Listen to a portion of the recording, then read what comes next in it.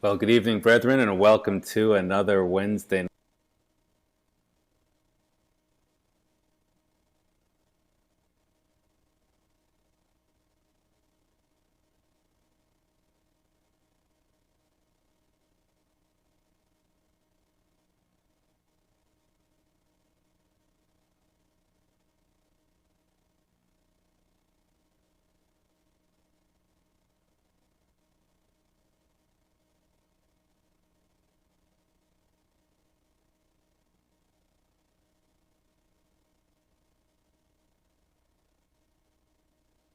Just confirm that you can hear me clearly.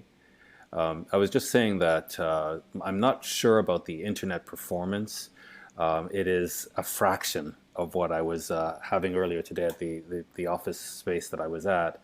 I'm at the hotel now, and the internet is very poor. So I'm going to not use video or very much of anything other than the Bible this evening, and hopefully my voice is coming across clearly, and we'll be okay for tonight. So let's open with a word of prayer, and then we will get straight into the study.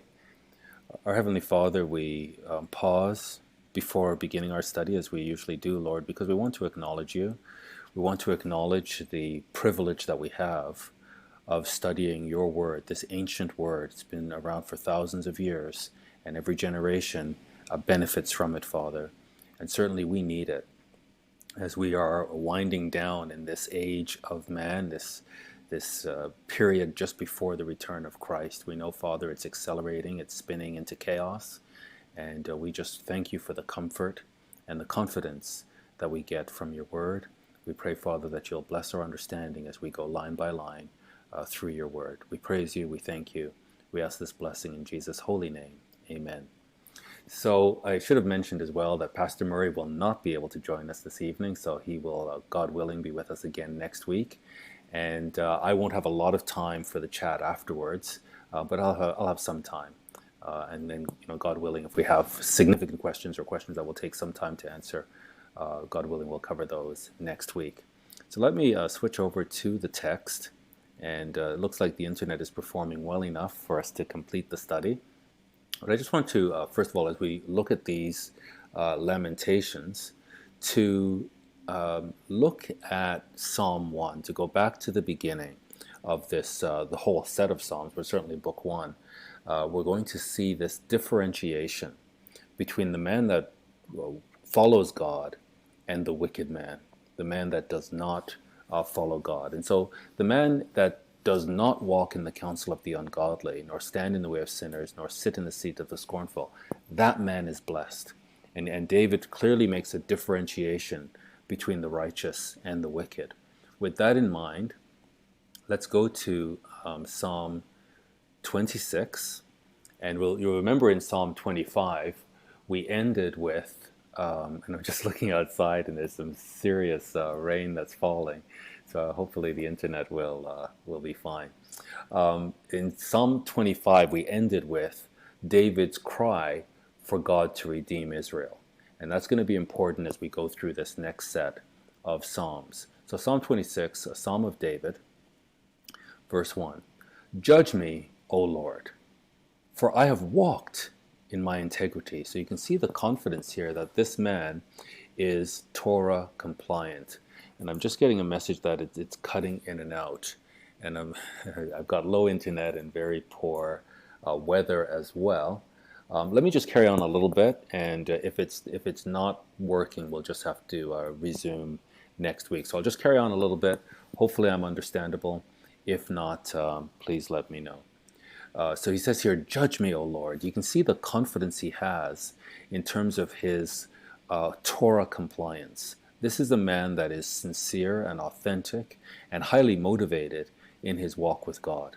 And so as he falls into trouble now, and what we'll see in these Psalms is the depth of trouble and at the same time the absolute confidence in Yahweh's ability to intervene and to save. So we see two extremes here, extreme trouble and extreme confidence in God. He says, judge me, O Lord, for I have walked in my integrity. I have trusted also in the Lord. Therefore, I shall not slide. And this is the type of confidence that we have to have as we go forward into our future, which I think is very clear to everybody. We're moving into a time of chaos. We're moving into a time, the time of lawlessness that Jesus Christ prophesied. But here, if we have that confidence that we are walking in our integrity, we are being Torah compliant, we can trust in God and we shall not slide, no matter how it appears. We walk by faith and not by sight. And then he says, examine me, O Lord, and prove me. Try my reins and my heart. Nothing is hidden here. This verse 2 is quite amazing in terms of the personal relationship that David has with God.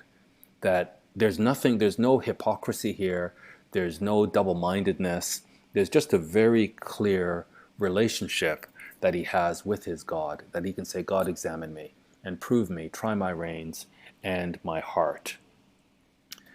So I'm getting a message that there's no issues here. And yeah, so but a couple of messages saying that it's breaking up, but most people are saying it's fine. I think it should be fine for the recording. So I think I'll go ahead and it should be fine for the archive. He says, verse 3, let me just go back to verse 2. He says, so examine me, O Lord, and prove me, try my reins and my heart, for your loving kindness is before my eyes. This confidence that David has, it's not so much in his integrity as it is in God's integrity. That he's placing his confidence on God's chesed, this loving kindness, this word that's translated loving kindness, which is the Hebrew word chesed, which the best way to think about this is covenant love and covenant faithfulness.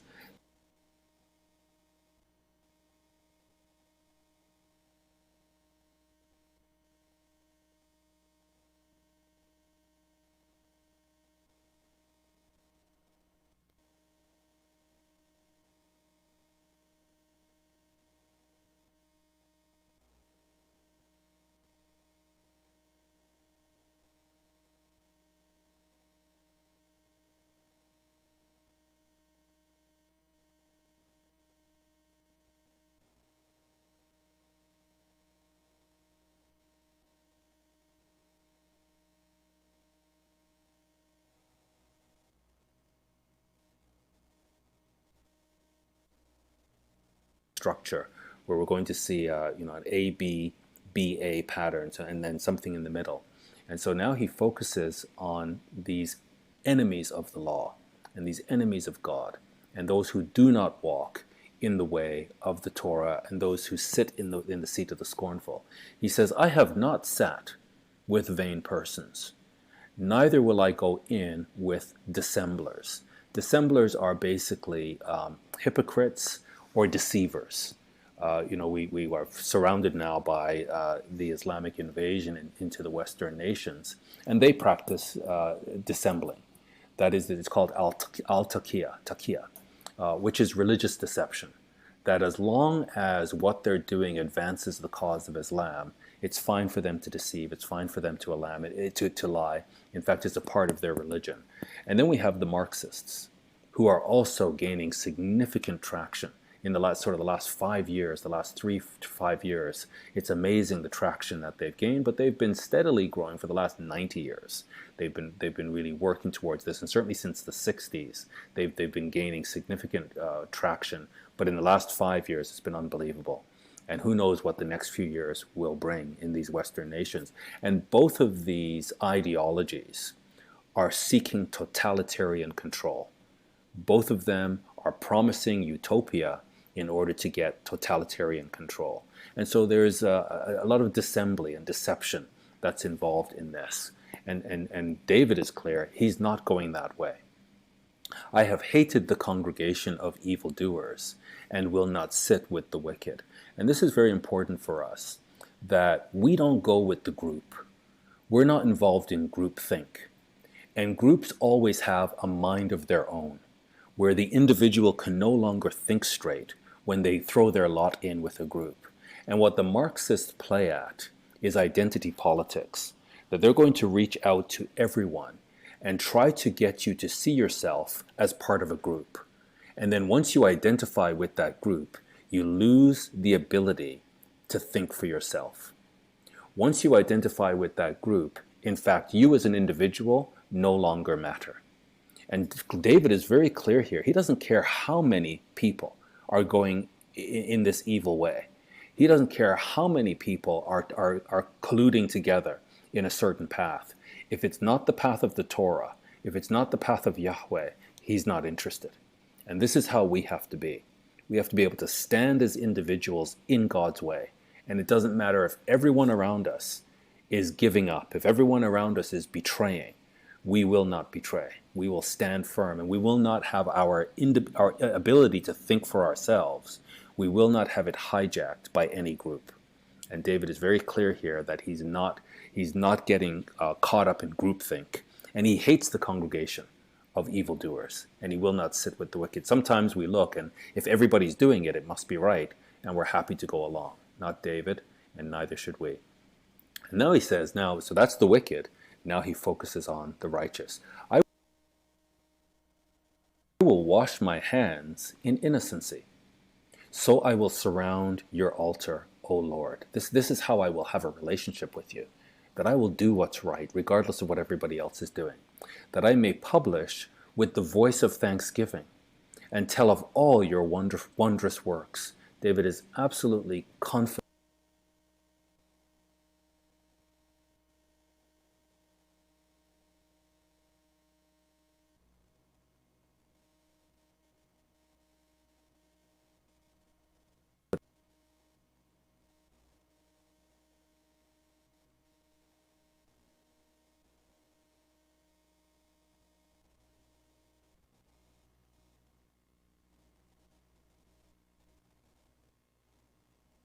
Sinners, nor my life with bloody men. And this again, these people who promise utopia, it's amazing the price that it has to be paid. That the simple buy into these promises of utopia. Free healthcare, free education, eliminate all your debt, we'll do everything for you, the government will look after you. And then once we buy into this, the size of the government that's required to pull all of this off leads to totalitarianism. And once they get that kind of upper hand, that leads to slaughter. And Marxism has never been implemented anywhere. Socialism, communism, this ideology of Marxism has never been implemented anywhere without slaughter, to the tunes of tens of millions of people. So then in the 20th century, 100 million souls were slaughtered in the pursuit of this utopian promise. Islam is the same thing. 270 million souls slaughtered in the pursuit of this Islamic paradise. And so these are bloody men who make these utopian promises. And when you buy into them and they get the crowd going with them, it ends in bloodshed and slaughter.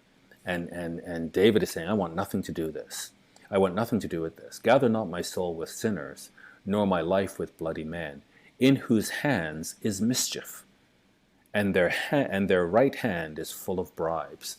And we have seen this recent news with Jeffrey Epstein, the arrest of Jeffrey Epstein. And this is going to disclose a tremendous amount of mischief and a tremendous amount of bribery.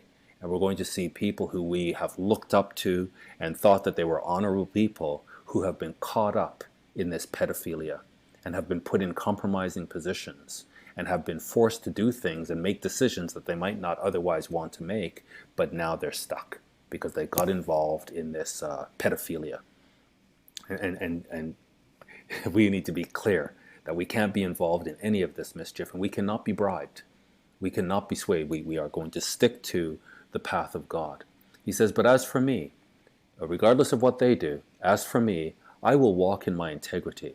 Redeem me and be merciful unto me. My foot stands in an even place. In the congregations will I bless the Lord. And so, again, David has this vision that he will be faithful to God. God is faithful to Israel. He will be faithful to the God of Israel. And he knows that there's going to be a place for him in the congregation of the righteous. So that's Psalm 26. And again, we get the sense of the theme here is God's salvation. That despite the magnitude of the trouble, the magnitude of God's power is far greater. And we're going to see this repeated now again in Psalm 27, a psalm of David. The Lord is my light and my salvation. So this psalm begins right away with the confidence in the Lord. Some psalms begin with the complaint and the plea, and he puts his case in front of God, and then comes the salvation. In this case, he starts off this psalm right at the outset with confidence in the Lord's salvation. The Lord is my light and my salvation. And because of this confidence that he has in the Lord as his light and his salvation, he then asks, it's a rhetorical question, whom shall I fear? It's almost like he feels the fear and the anxiety welling up inside him, and he has to remind himself, wait a minute, the Lord is my light. Yahweh is my light and my salvation. Whom shall I fear? Why should I fear men? The Lord is the strength of my life. Of whom shall I be afraid? And again, we're studying this because it's going to be relevant to us. The world is changing. People are coming into power that are their heart is full of mischief. Their heart is full of murder. Their heart hates Jesus Christ and needs to stamp Christ out and all of his followers. Christ, in fact, said, they've hated me. They're going to hate you because they hate me. So we have to be able to reason with ourselves the way David did. Look, wait a minute. The Lord, God, Yahweh, is my light and my salvation. Whom should I be afraid of? The Lord is the strength of my life. Of whom shall I be afraid? When the wicked, even my enemies and my foes, came upon me to eat up my flesh, they stumbled and fell. And this is the line of sight that we have to have, no matter what it looks like in the near term. And again, last week we talked about the arrest of Tommy Robinson and what most certainly would be a death sentence for him if they put him in these jihadi-controlled prisons and they just leave him to the prisoners who are running the prisons. Certain death. But even if we find ourselves in that situation, we have to have a line of sight to the finish line, that we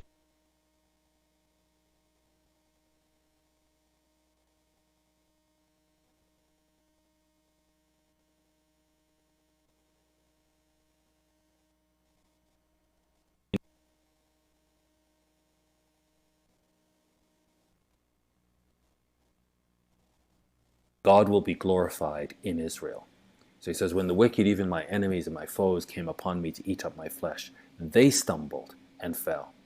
Though a host should encamp against me or surround me, my heart shall not fear.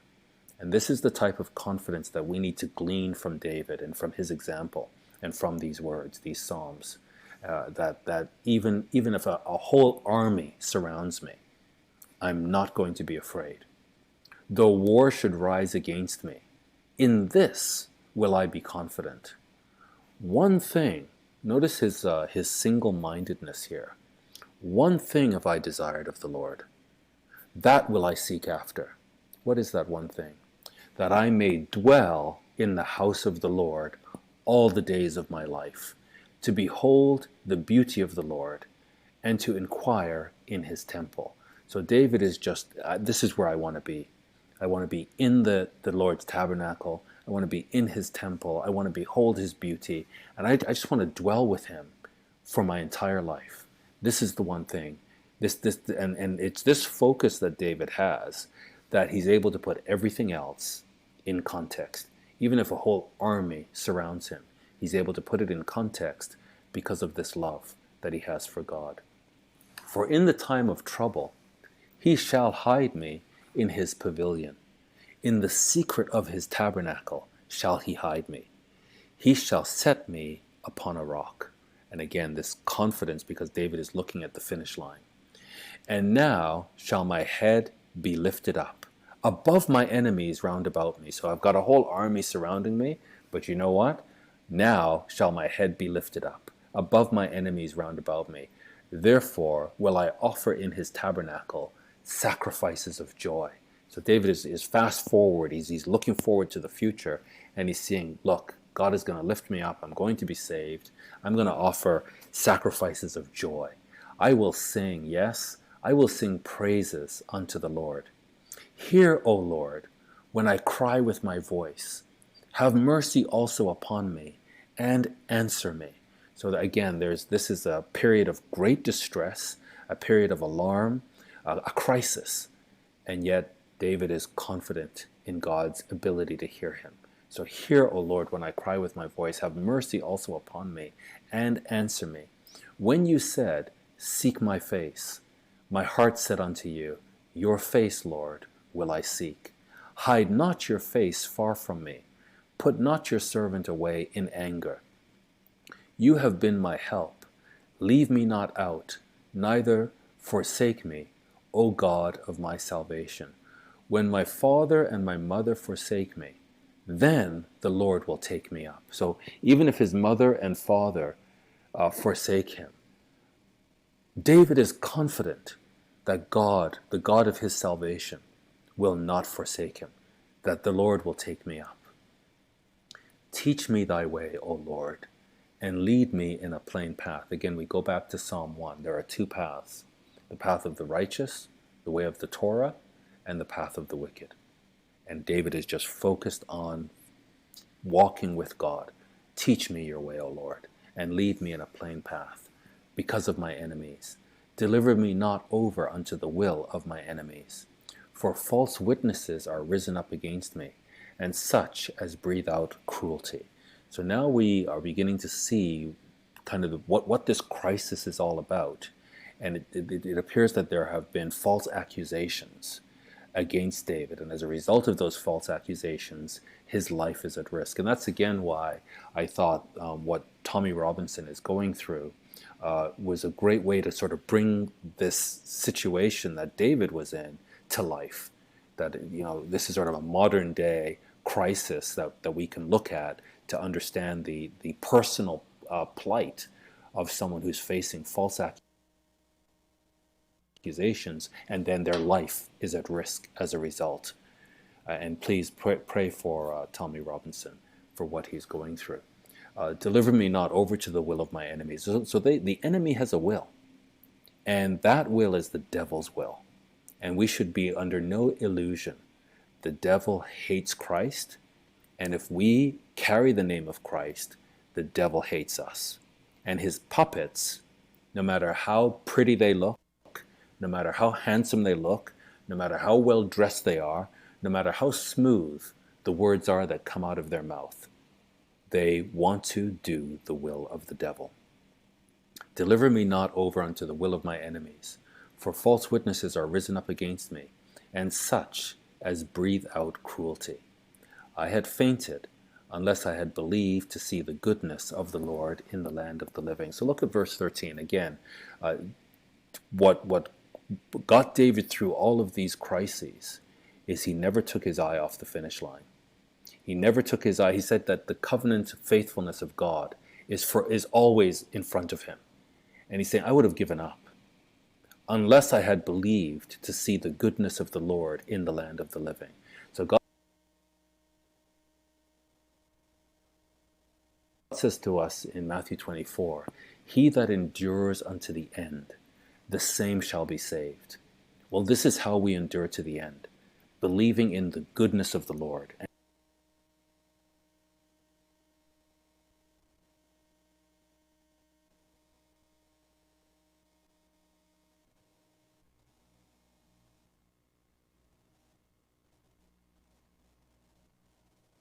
Look like around us. We walk by faith, not by sight. So he concludes this psalm then saying, wait on the Lord.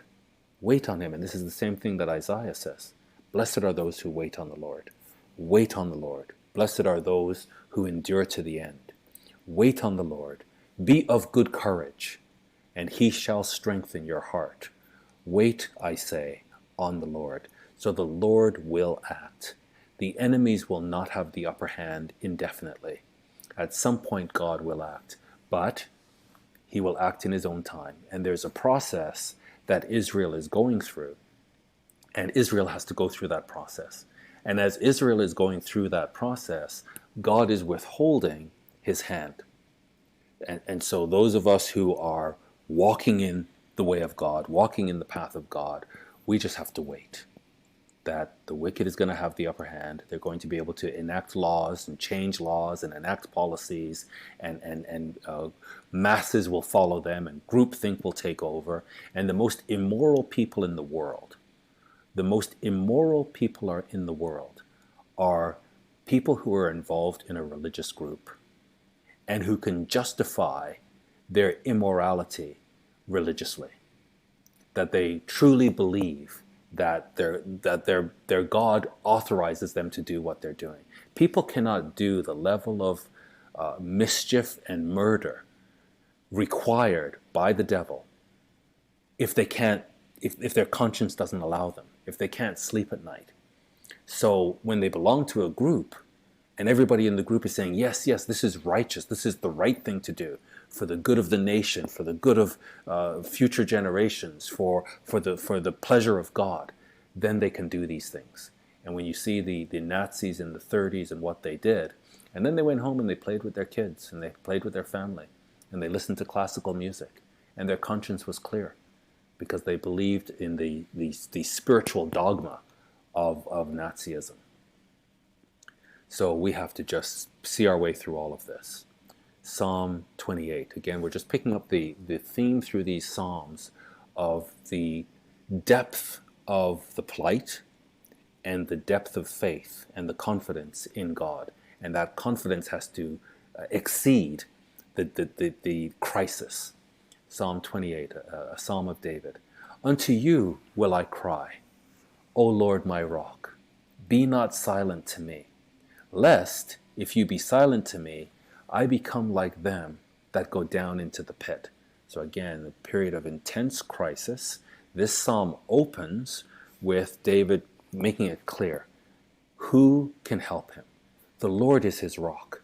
And that he's directing his complaint and his plea to God and begging God not to be silent, because he understands that the extent of this crisis, that there is wholesale slaughter taking place. And if he is not helped, it's over for him. And again, the way the world is going, our societies are abandoning Christ. Any sort of Christian ethic, any sort of moral foundation, it's being abandoned. And human beings are not naturally good. And everyone's going to realize what we have, what we will end up with when our societies abandon the Christian foundation.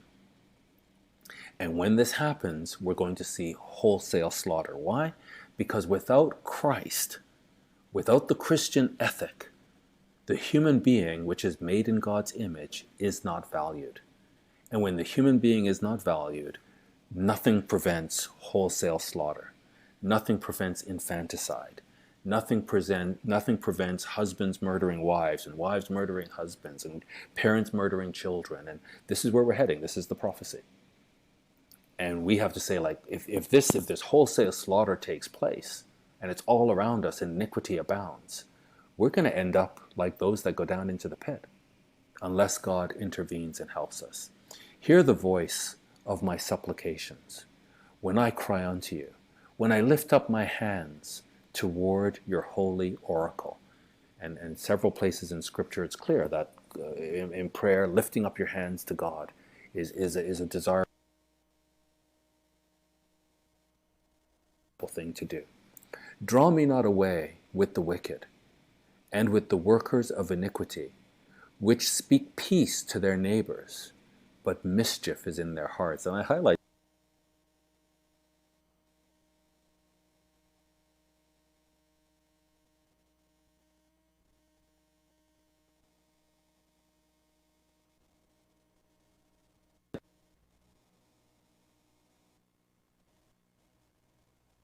they are actually told by their prophet that as far as infidels go, if you have to be friendly with them, it's okay to be friendly with infidels, with non-Muslims, as long as you hate them in your heart. So you can smile in their face and laugh with them as long as in your heart you hate them. And again, Marxists are going to be no different, but it's amazing that it's right here in the text that the workers of iniquity speak peace to their neighbors, but mischief is in their hearts. And so you don't know who's friend, who's foe. that people are around you and you don't know what ideology they're converting to, but they're smiling in your face. Give them according to their deeds and according to the wickedness of their endeavors. Give them after the work of their hands, and that's only fair. Render to them their desert. So give them what they deserve, that they have. Let them enjoy the fruit of their labor. Because they regard not the works of the Lord, nor the operation of his hands. He shall destroy them and not build them up. And this is exactly what God says regarding Esau, that Esau will try to rebuild, but God himself will throw it down, and he will only support Jacob. And they're not regarding the works of the Lord. They don't understand his operation. What is God doing? And so they will not be victorious in the end. Blessed be the Lord, because he has heard the voice of my supplication. So he starts out asking God to hear the voice of his supplications. He's surrounded by the wicked. And then he says, and then he rejoices here that the Lord is blessed because he has heard the voice of my supplications. The Lord is my strength and my shield.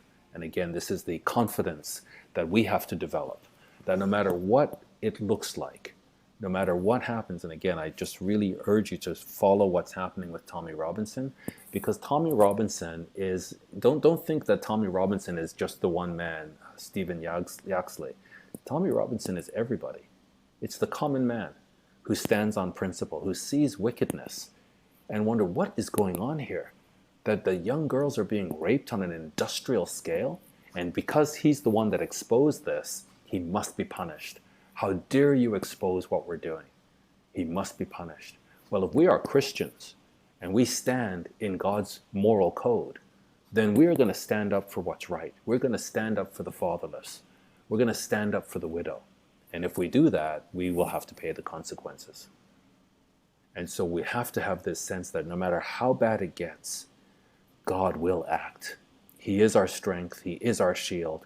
Our hearts must trust in him, and we will be helped. Blessed are those who wait on the Lord. Therefore my heart greatly rejoices, and with my song will I praise him. The Lord is their strength, and he is the saving strength of his anointed. Save your people, and bless your inheritance. Feed them also, and lift them up forever. And again, I want you to notice this, that David, the chesed, the covenant love of the God of Israel, is always in front of David. And so while he's pleading for his own individual situation, he's pleading for his individual situation in the context of the covenant that God has with his people. David is not thinking that, oh, God will act and just save everybody. He's like, God, you're in a covenant agreement with your people. Save your people and bless your inheritance. Because of this covenant agreement that God has, Israel is the inheritance of God. God will inherit Israel. And so David can have this absolute confidence that there must be an Israel. Therefore, God, save your people and bless your inheritance. Feed them also and lift them up forever. So that ends Psalm 27. Before we go into Psalm 29, I just want to go back to a phrase here, or an observation or a situation that's highlighted in the book of Judges, to use this to introduce Psalm 29. In the book of Judges, in chapter 6, verse 31, notice this, that Joash said unto all that stood against him. This is Israel we're talking about. And so Joash is speaking to his own people that are standing against him with this question: will you plead for Baal? Are you crazy? Are you going to plead? Are you going to stand against me and plead for Baal? Will you save him? He that will plead for him, let him be put to death while it is yet morning. If he be a god, let him plead for himself, because one has cast down his altar. So what's happening here is the Israelites are being influenced by the Canaanites. And instead of being faithful and exclusively faithful to the God of Israel, they are now being influenced by the Canaanites, and they're worshiping Baal to the point where they will stand against Joash, stand against the faithful servants of Yahweh, and they will actually make a case for Baal. This is Israel. So let's use this now as context for Psalm 29, that not all Israel is faithful. And so in Psalm 29, another Psalm of David, the king opens up with, or he opens with, "Give unto the Lord, O you mighty, give unto the Lord glory and strength." And this mighty is Ben Elim. It's the plural, the sons of God. So here we have different translations. Here in the New King James, they translated, "Give unto the Lord, O you mighty ones." The RSV translates it, "Ascribe to the Lord, O heavenly beings." The NASB, "Ascribe to the Lord, O sons of the mighty." So different translations translate this Ben Elim differently. So it's really the sons of the mighty one. But it's not just like human beings. These are you sons, you heavenly ones. So not sure what to make of this. Maybe David is looking forward and seeing beyond the resurrection when we are all in that glorified state. That's sort of the best interpretation I would have of this. So he says, "Give unto the Lord, O you mighty."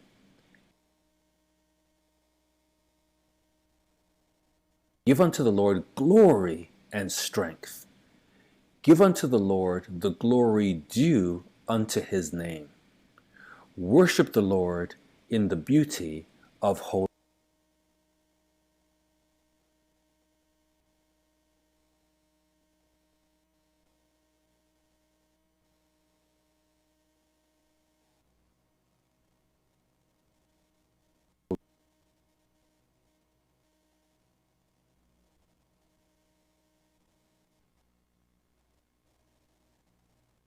Be glorified and worshipped according to his majesty and according to his holiness. Now, 7 times he's going to, in this psalm, highlight the voice of the Lord and just bring the glory of God through his voice. And this again, because of the Baal worship, the Baal was all about the thunder that they believed that in the might of the thunder, that was the anger of Baal, and he was speaking. And so they had to make sure they do all these things to appeal to Baal because of this thunderous voice that he had. And so here, as Israel is compromised in their Baal worship, David is highlighting the voice of the Lord. The voice of the Lord is upon the waters. The God of glory thunders. So he's making it clear, this is the God of glory, the true God. He's the one that thunders, and his yes, the Lord lords his people with peace. So again, Israel is not faithful. Israel is constantly pursuing idolatry. And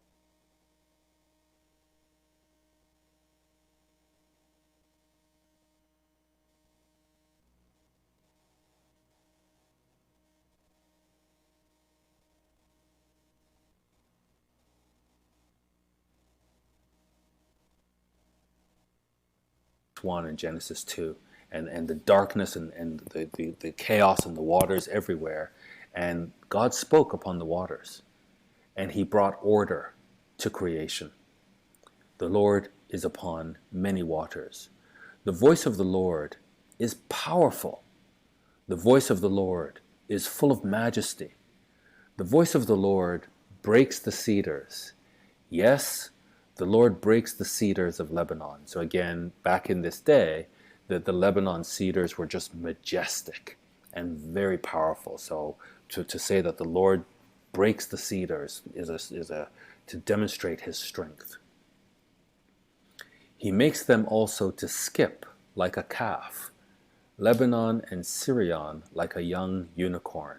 So here you could imagine perhaps an earthquake, and to see these powerful trees just jumping and shaking and skipping, this is the power of the Lord. The voice of the Lord divides the flames of fire. The voice of the Lord shakes the wilderness. Again, that sense of the earth quaking. The Lord shakes the wilderness of Kadesh. The voice of the Lord makes the hinds to calve or to give birth, and discovers the forests, and in his temple does everyone speak of his glory. The Lord sits upon the flood. Yes, the Lord sits king forever. And again, we can think of Noah's flood. Also, I think personally, I go back to Genesis 1 and the flood that ensued as a result of the chaos that Satan brought about. The Lord sits upon the flood, and he brings order to chaos. Yes, the Lord sits king forever. So again, whatever Satan had in mind, he could not overthrow the Lord. He sits king forever. The Lord will give strength unto his people. The Lord will bless his people with peace. So again, Israel is not faithful. Israel is constantly pursuing idolatry and worshiping Baal. And here David is absolutely confident in God's majesty and God's strength, and that he will give strength unto his people, and he will bless his people with peace. So 7 times in this psalm, and again 7 being the number of completeness, David appeals to the voice of the Lord. And again in John 1, in the beginning was the Word, the voice of the Lord. And the Word was with God, and the Word was God. The same was in the beginning with God. All things were made by him, and without him was not anything made that was made. And we know from Genesis 1 that everything was made with the voice of the Lord. Let there be light, and there was light. And let the waters be divided from the water. So in the beginning, God created the heavens and the earth. And then the earth became chaotic. It became without form and void, and darkness was upon the face of the waters. And the Spirit of the Lord moved upon these flood waters, the face of the waters. So again, this is the voice of the Lord, how powerful it is, and David recognizing and acknowledging this. The last psalm I want to cover this evening is Psalm 30. And again, through all 5 of these psalms, we just get this theme of David's confidence in God's salvation, in God's saving power. No matter how intense the crisis is, or how intense the crisis was, David's confidence in God's saving power was greater. Psalm 30, a psalm and song at the dedication of the house of David. So here the house of David is being dedicated, and this is a congregational or communal psalm. I will extol thee, O Lord, for you have lifted me up, and have not made my foes to rejoice over me. So the crisis is clearly over now, and David he does not forget that it is God who saved him. I will extol you, O Lord, for you have lifted me up, and have not made my foes to rejoice over me. O Lord my God, I cried unto you, and you have healed me. O Lord, you have brought up my soul from the grave. So he was on the edge of disaster, on the edge of perishing, and the Lord brought up his soul from the grave. You have kept me alive, that I should not go down to the pit. Sing unto the Lord, O you saints of his, and give thanks at the remembrance of his holiness. So that personal experience that David had coming through the crisis, he's able to exhort the congregation to sing unto the Lord, O you saints of him, and give thanks at the remembrance of his holiness. For his anger endures but a moment. In his favor is life. Weeping may endure for a night, but joy comes in the morning. This is a very covenantal observation. Again, David never forgets the covenant that God is in with Israel. And because of this faithlessness in Israel, because of their constant breaking of the covenant, God is angry, and he has a right to be angry. But here David understands, because of this chesed, this loving kindness, this covenant loving kindness, his anger endures but a moment. That in the scheme of things, the anger is just for a moment. But in his favor is life. Weeping may endure for a night, and David has first-hand experience of this, but joy comes in the morning. I think this is the confidence that we have to have, that joy will come. Covenant joy will come. And in my prosperity I said, I shall never be moved. This understanding. Lord, by your favor, you have made my mountain to stand strong, not through his own strength, but through the favor of the Lord. You did hide your face, and I was troubled. So again, there's this acknowledgement that God withdrew. He hid himself for a moment. You did hide your face, and I was troubled. I cried to you, O Lord, and unto the Lord I made my supplication. What profit is there? Listen to this now. He's reasoning with God. What profit is there in my blood? So for his blood to be shed, what profit is there in my blood when I go down to the pit? Shall the dust praise you? Shall it declare your truth? And David is able to reason with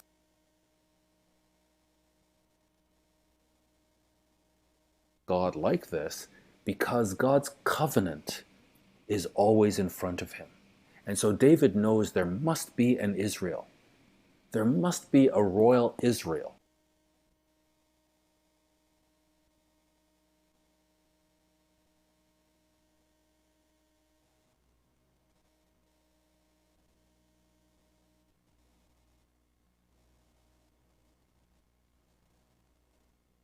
He's entered into. And we saw this in Isaiah. Just quickly, just a reminder of Isaiah in 44:23. Sing, O you heavens, for the Lord has done it. He's done it. Shout, you lower parts of the earth. Break forth into singing, you mountains, O forest and every tree therein. The Lord has done it. What has he done? For the Lord has redeemed Jacob and glorified himself in Israel. So if Israel perishes, if Israel is wiped out according to the will of her enemies and according to the will of Satan, can this promise be fulfilled? That God glorifies himself in Israel, that God inherits Israel? David never forgets the covenant that he's a part of. And this is why he has absolute confidence that if the faithful Israelites die and they perish like everybody else, will God be able to fulfill this promise? In Isaiah 46:13, I bring near my righteousness. It shall not be far off. So David, even though God hid himself for a moment, he says, I will bring my righteousness, and it shall not be far off, and my salvation shall not tarry. Salvation of who? Salvation of what? And I will place salvation in Zion. Why? For Israel, my glory. David understands. David understands. He knows the scriptures. He understands the covenant. He understands that God must be glorified in Israel. And so if Israel dies, if Israel perishes according to the will of Satan, where will God be glorified according to his promise? He says, back to Psalm 30, Hear, O Lord, and have mercy upon me. Lord, be you my helper.